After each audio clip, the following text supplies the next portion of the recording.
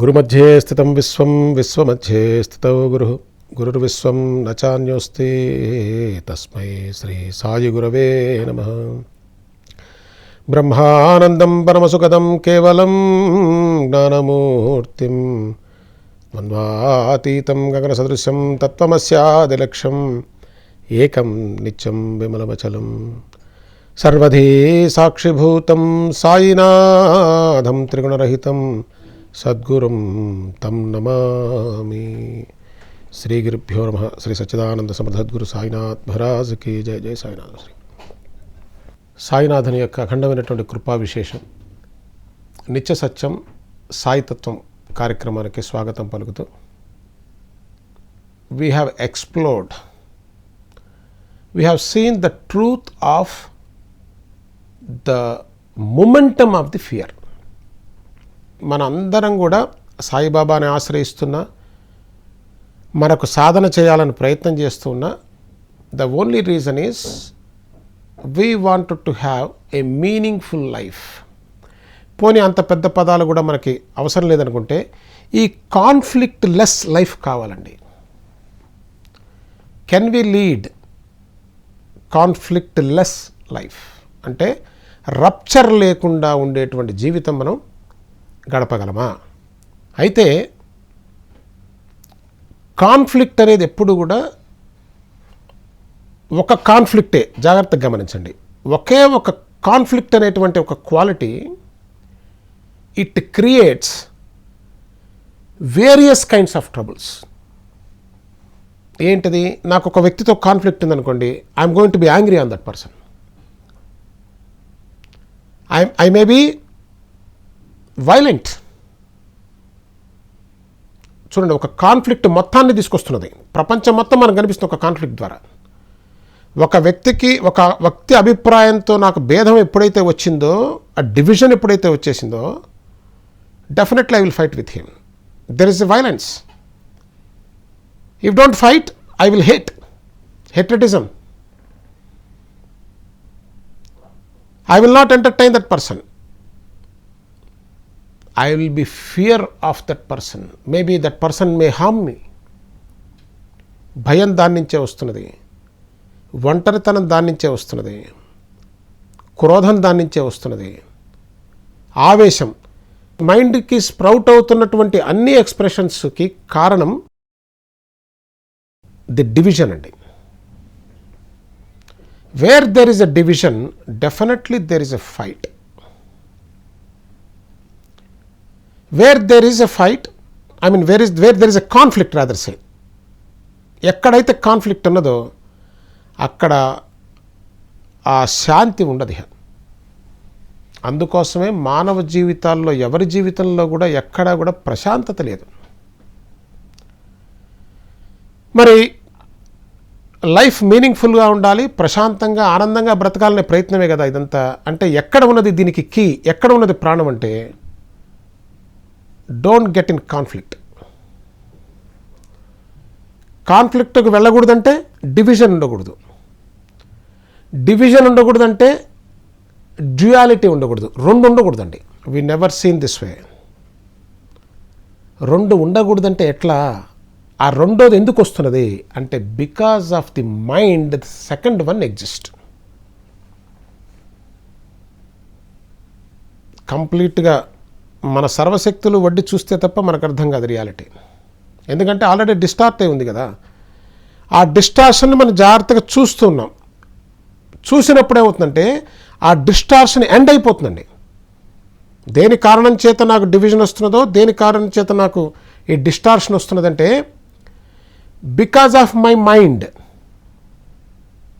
Simply మనం తేలిగ్గా అర్థం కావాలంటే గాఢ నిద్రలో నాకు ఏ డిస్టార్షన్ లేదు, ఏ డివిజన్ లేదు, ఏ కాన్ఫ్లిక్ట్ లేదు, ఏది లేదు. ద మూమెంట్ మైండ్ కమ్స్, అప్పుడు ఏమనిపిస్తుంది? ఏమంటే మనకు మైండ్ అవసరం లేదా, ఆలోచన అనేది అవసరం లేదా అంటే yes there is a need. అవసరం లేకపోతే మైండ్ ఎందుకు ఉంటుంది అసలు? ఆ మైండ్ ఎక్కడ వాడాలంటే, నేను సపోజ్ ఒక చోట నుంచి ఒక చోటకి వెళ్ళాలనుకోండి, I can go there. I need thought. Bus ఎక్కాలి, నేను కార్ డ్రైవ్ చేయాలనుకోండి, I need a thought. I have to fly a flight, I need a thought. అక్కడ నాకు సమస్య లేదు. చూసారా, నేను ఇక్కడి నుంచి అక్కడికి పోవడంలో నాకు సమస్య లేదు. ఇక్కడి నుంచి ఇంటికి వెళ్ళిన తర్వాత భార్యతో ఎలా డీల్ చేయాలనే దాంట్లో సమస్య ఉంటుంది, లేదా భర్తతో ఎలా డీల్ చేయాలనే సమస్య ఉంటుంది. ఆఫీస్కి రావటానికి నాకు సమస్య లేదండి. ఆఫీస్కి వచ్చిన తర్వాత మొదలవుతుంది conflict. See the reality of the thought, right? If I don't have any thought during my travel to office, I will not have any problem. See where the thought is needed, where the thought is dangerous. ఇందువల్ల ఇది చాలా ఆ division సరిగా చేయలేకపోవటం వల్ల మనం ఇబ్బంది పడతామండి. అదేమైపోయిందంటే ఆ thought need ఎక్కడుందో అది ఈ సైకలాజికల్ రిలీమ్లోకి ఓవర్ఫ్లో అయిపోయి ఇది మొత్తం ప్రిడామినెంట్ అయిపోయి జీవితం మొత్తం హతలాకుతలం అయిపోయింది. మొత్తం pieces and all divisions fragmented. The whole life is fragmented into millions and millions of pieces. Then there is a terrible confusion, terrible distortion, terrible conflict. Then life became very petty, miserable, repetitive, violent, hatredism. All nonsense is taking place in the life. Who is the reason? What is the reason? What is the cause? ఏ కారణము చేత ఇదంతా అవుతున్నదంటే ఒకే ఒక్కటి, that is the thought. Thought is based on my knowledge. If I have no knowledge, ఇప్పుడు పసిబిడ్డ అన్నాడండి, పసిబిడ్డకి ఏ సమస్యలు లేవు. కారణం ఏంటంటే వాడికి నాలెడ్జే లేదు. ఆలోచన పుట్టనంత వరకు, ఆలోచన దేని మీద మనకు అసలు నాలెడ్జే లేదనుకోండి, అసలు ఆలోచన పుట్టదు, ఆలోచన రాదు. అసలు పసిబిడ్డకి పెద్ద నాలెడ్జ్ ఉండదు.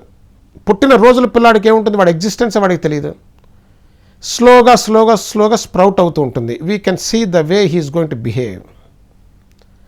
పసిబిడ్డ పాము పట్టుకుంటాడు ఎందుకంటే హీ హాజ్ నో నాలెడ్జ్. చూసారా, నాలెడ్జ్ ఈజ్ రిక్వైర్డ్. ఎక్కడ ఉండాలో అక్కడ వరకే ఉండాలండి. అది ఇక్కడ వచ్చిన సమస్య ఏంటంటే మనకి how do we deal with this అంటే we should know what extent knowledge must be entertained. ఎలా తెలుస్తుందండి అది? When you have complete attention to what is happening, then you will know, otherwise you will not no.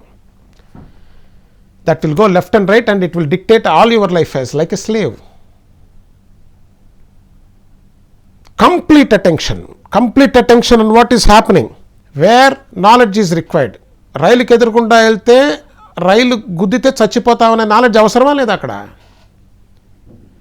అడవిలోకి వెళ్తే ప్రమాదం పొంచి ఉందని పులులు, సింహాలు, ఏనుగులు ఇవి చంపేస్తాయనేటువంటి నాలెడ్జ్ అవసరమా లేదా? చచ్చిపోతాడు, పిల్లడు చచ్చిపోతాడు. పావును పట్టుకుంటే కాటేస్తే ఉంది, ఫినిష్.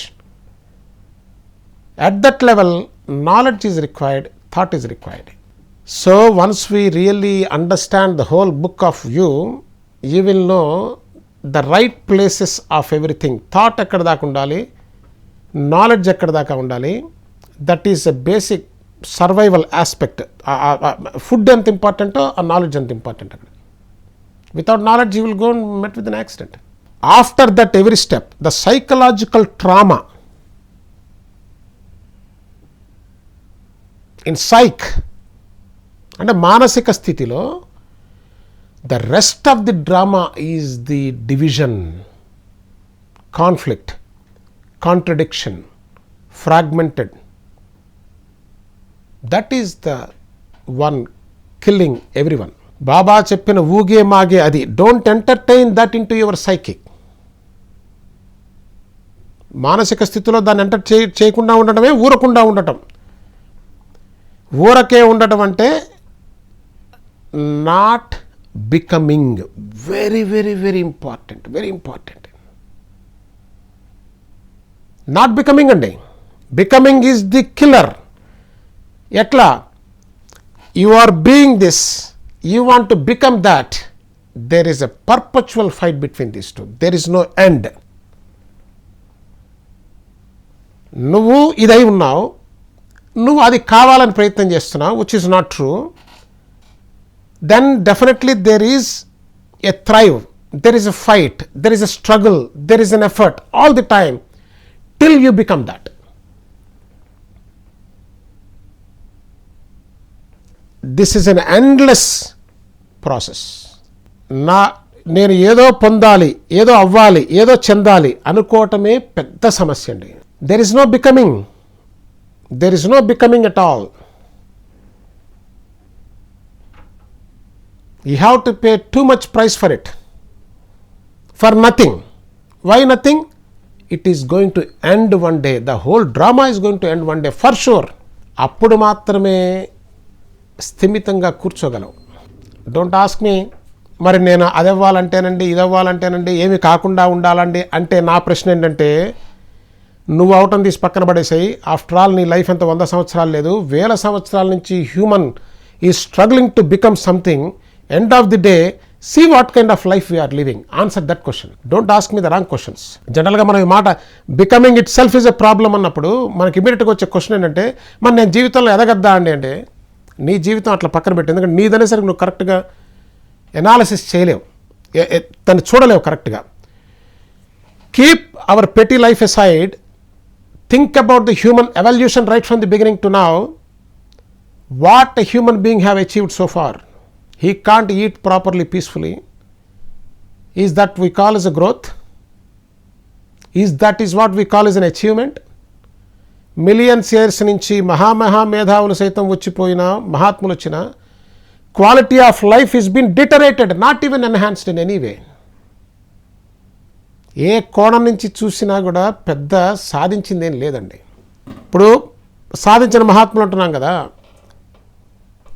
సాధించిన వాళ్ళు అడగండి, they also say the same thing. Life what is this? ఇంకా మన సాధించటం, మనం పొందటం, మనం చెందటం ఎంత హాస్యాస్పదంగా ఉంటుందో ఒకసారి ఆలోచన చేయండి. మనందరికి బాగా పరిచయం ఉన్న బిల్ గేట్స్ తెలియని వాడు ఎవడుంటాడు? స్టీవ్ జాబ్స్ తెలియని వాడు ఎవడుంటాడు? For us he is a very successful person, right? Steve Jobs is been thrown out of the company once. Do you know that? We don't see the holistic picture. That is the problem. We pick and choose what we like. That is all distortion, because which is not true. So if you really pay attention, there is no such thing called becoming. Becoming is the one created by our mind. That is a trap. Mind తయారు చేసినటువంటి trap అండి. దానికోసం చచ్చేట్టు వీడి జీవితాంతం చేస్తాడు. Retirement అయిన తర్వాత అడగాలి, ఏ ఉందండి జీవితం, వెనక్కి తిరిగి చూస్తే ఏమీ లేదని కొన్ని 100 మంది చెప్పారు. ఎవరు? మనం అనుకుంటున్నటువంటి సో కాల్డ్ రిచ్ పీపుల్, మనం అనుకుంటున్నటువంటి సో కాల్డ్ ఫేమస్ పీపుల్. ఏముంది జీవితంలో? ఏమీ లేదు. చూడండి, చాలా ఫేమస్ అయిన వాళ్ళ జీవితం చూడండి. మనం అంత ఎలా ఫేమస్ కాలేం, అంత డబ్బు సంపాదించలేం, మన వల్ల కాదు. అందరూ అంత డబ్బు ఎలా సంపాదించగలరు? అందరూ అంత, వాళ్ళ బ్రతుకుకే ఏ అర్థం లేకుండా ఉంది. మీరు ఎలా చెప్తారండి అని అడగవచ్చు. మీకు వాళ్ళు వచ్చి చెప్పారా అంటే, look at their action. If Bill Gates' life is very much fulfillment, why is he running charity? What is the need of he doing charity? He is completely blissed out with what he has. Why is he doing all that? He is seeking that joyful state. Joyful state will not come like that, because he wanted to become something. Becoming is the terrible trap created by mind. అందుకోసమే జ్ఞాన మార్గంలో, జ్ఞానం అంటే ఉన్నట్టు చూడటమే కదా, మళ్ళీ జ్ఞానం అంటే అదేదో అనుకున్నాం. In reality, in truth, there is no becoming. Becoming is endless fight. Fight between what? Between what is and what to be. Endless. ఆ రప్చర జీవితాంతం ఉంటూనే ఉంటుంది. అందుకోసం ఏం చెప్తారంటే, స్వచ్ఛ దర్శనం చేసినటువంటి వాళ్ళు, యు ఆర్ దట్ ఆల్రెడీ అని చెప్తే ఎట్లా అర్థమవుతుంది వీడికి? పాపం వాళ్ళు సత్యమే చెప్తున్నారు, కాదని కాదు. They are giving the end result of it. వీడ భయంకరమైనటువంటి కాంట్రడిక్టరీలో, భయంకరమైనటువంటి కాన్ఫ్లిక్ట్లో, భయంకరమైన డివిజన్లో నిత్యం యుద్ధ భూమిలో గడుపుతున్న వాడికి యు ఆర్ దట్ అంటే ఏమర్థం అవుతుందండి? అందుకోసం దే వోంట్ సే దట్. మనం ఏం చేస్తాం, మధ్యలో ఎక్కడ పిక్ చేసుకుంటాం. ప్రాబ్లం అది. 10 ఉపనిషత్తులు చదివినట్లయితే, అర్థమైనట్లయితే, మన సొంతమైనట్లయితే, వీ విల్ అండర్స్టాండ్. ఉపనిషత్తు అంటే ఏదో కానీ, is after all our actual life, the truth of the life. ఆ విధంగా మనకి తెలుస్తుంది. కాబట్టి becoming is always a torture. End of it, nothing. Same old life. No matter what you achieve, I am telling you. నువ్వు ఏది సాధించినప్పటికీ, ఏది పొందినప్పటికీ, ఈ endless perpetual fight, ఆ డివిజన్, ఆ అసంతృప్తి మాత్రం ఉంటూనే ఉంటుంది. When you end that is the beginning of the blissful life. How can you end? When you understand there is nothing to be achieved. When you understand means your mind sees the truth of it. Definitely it will end there and then. That's it. That is the end of it. It doesn't need time. It doesn't need any kind of practice. You seeing the truth is the key for it. ఎంతకాలం ఎవరు చెప్పినా అది అట్లే ఉంటుంది. అది వాళ్ళ సొంతం అయితే అయిందేమో కాలేదు మనకు తెలియదు. అయినా మనకు ఉపయోగం లేదు, కాకపోయినా మనకు ఉపయోగం లేదు. బట్ మనది కానంత వరకు మనకు ఉపయోగం ఉండదు. So always what Sai Baba says or any Mahatma says is just this: know yourself. అదే కదండి సాయిబాబా చెప్పినా, భగవాన్ రమణ మహర్షి గారు చెప్పినా, ఏ మహాత్ముడు చెప్పినా కూడా know yourself means know this thing. Not knowing something which is there in the illusion. It's not in your experience. నీ ఎక్స్పీరియన్స్లో దేన్ని నన్ను ఊహిస్తూ కూర్చోవడం కాదు, నేను అంతా పరమాత్మనే ఉన్నాను, ఇవన్నీ పిచ్చి మాటలు. నువ్వు భయంకరమైన కన్ఫ్యూజన్లో ఉండి నిత్యం ఏడుస్తూ నేను బ్లిస్ఫుల్ స్టేట్లో ఉన్నానది ఊహ, అది మైండ్ వేసిన ట్రాప్, అది తోసేవతల బారే. నిన్ను నువ్వు తెలుసుకోవటం అంటే ఇప్పుడు ఏముందో తెలుసుకోవటం అని అర్థం. Unless we end the sorrow and the fear, there is no beginning of the eternal. That is what is the blissful state. So దేన్నో అది వింటే వినవచ్చు, కానీ అది చెప్పేది కూడా ఏంటంటే know your self, know what you are right now, not what you suppose to be. ఆ సపోజ్ టు బి అనేది మన అనుభవంలో లేదండి. అందుకని ఇప్పుడు నేను ఏదో meditation, this is all part of the meditation. This is the real preparation of the meditation. Samarth Sadguru Sainath Maharaj की जय. जय साईनाथ बाबा. श्री गुरुभ्यो नमः.